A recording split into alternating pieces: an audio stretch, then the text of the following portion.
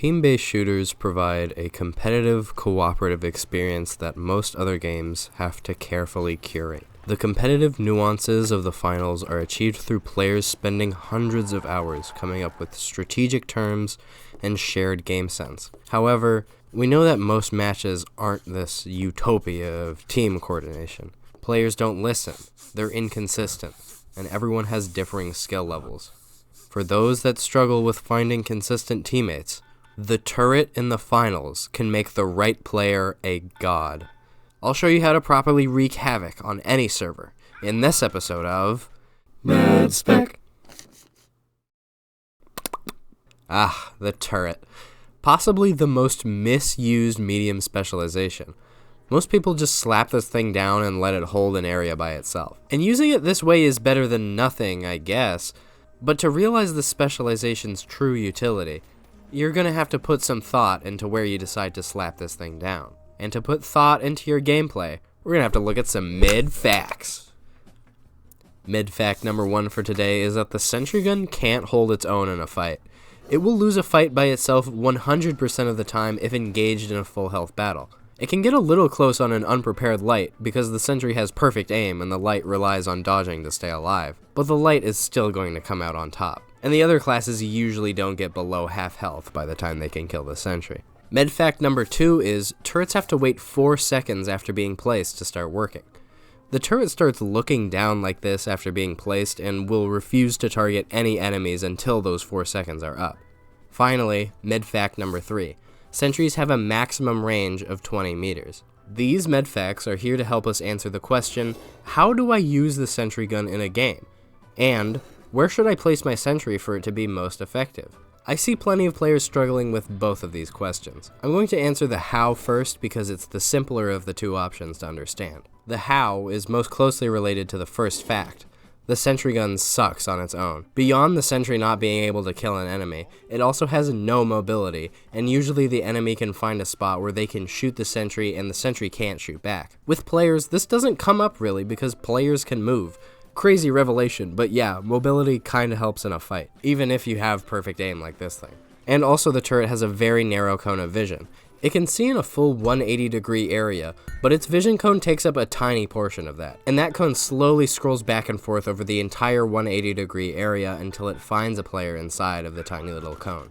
Quick aside, the visual cone that's seen in-game looks like a 45-degree angle, but that's not actually all that the turret can see. The turret can actually see much closer to a 90-degree angle, which means that at any given time it will see half of its full vision that it encompasses. It's still enough to mess you up, but it's not as bad as the visual indicator would suggest. So I really do mean that this thing can't kill an enemy unless the enemy is very hurt. And so, how do you use the sentry gun in-game?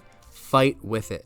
You have to also do damage to the enemy your sentry is fighting. You could do this in any number of orders. You could wait till the sentry gun sees someone and let the hit markers tell you when you have to go clean up the enemy that your sentry gun hurt. Or you could stay next to the gun and fight with it, dealing a lot of damage in a very short period. Or you could even begin a fight and if you're about to die, run into the room with your sentry and have it clean it up for you. It doesn't matter what order you do it in. You could do any combination of those listed, just as long as you fight with this thing. Too many times in my platinum ranked games, I still see an enemy's turret and I start fighting it and then nothing. No fighting with it, no follow-up assault. I just get to kill the sentry for free and then reload and regen my health after a few seconds. Don't let that happen. If you fight with your turret, you will win so many 1v1s. Because at that point, it's not even a 1v1. It's a 2v1 with the best wingman you could ask for. That's my sentry. That's my boy. Gab me up, cuz. Yes, sir. So please fight with your sentry. Otherwise, I'm gonna have to do it for you. That's the how to use the sentry question answer. It's very simple. Just try and fight with it as much as possible. The where question complicates things really quickly. Medfacts 2 and 3 are gonna help us with answering this, but as I get into the nuances, I'm gonna need a lot more medfacts.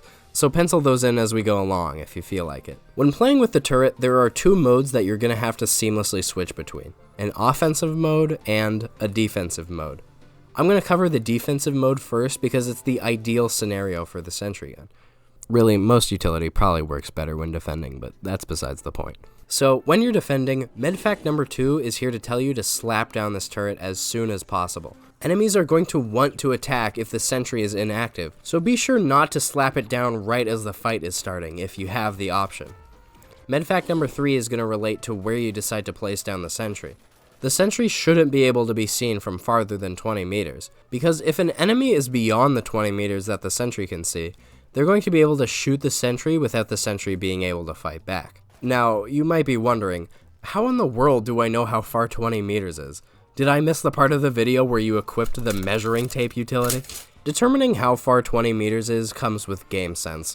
The more you use the sentry, the more you're going to be able to guess how far it can see. But if you're a very precise person, or struggle with determining this, you can just ping the farthest point you can see, and it will show you how many meters away from you the ping is. If it's more than 20 meters, move up until it says 20 and then place the sentry. Now, I don't want this tip to give off the wrong impression. Because hearing that, you might think that you want the sentry to be in the most enclosed area possible, so that it can always see and shoot the enemy. But you need to know that the sentry gun also needs to oversee a lot of space, so that the sentry, and also your team, gets more control over an area. If the objective you're protecting is in a room that is less than 20 meters, put the sentry in a spot that can see the whole room. If the room is bigger than 20 meters, try and put as many entrances to the room within the 20 meters your turret sees. And if you've got to defend outside, you're going to have to sacrifice some of these guidelines to make sure you have a response for if the enemy takes advantage of your weaknesses. But you should try and defend an inside objective if possible. Something you can only do inside is have ceiling access. And honestly, it's not a terrible idea to place your sentry on the ceiling.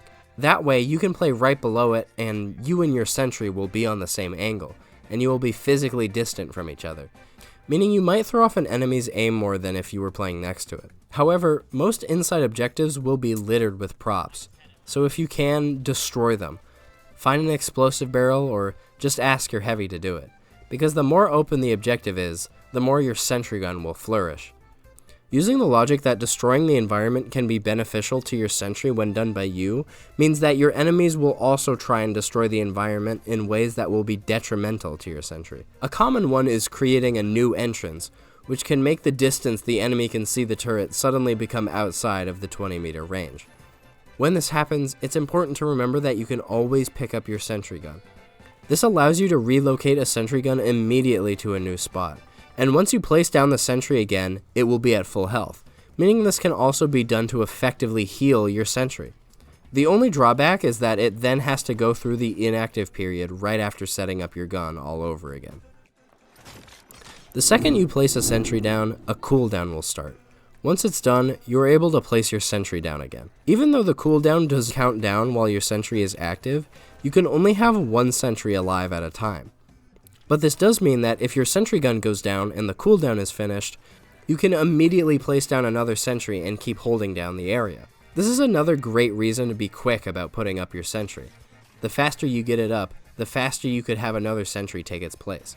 So don't be afraid to place your sentry gun in a suboptimal spot if nothing jumps out at you.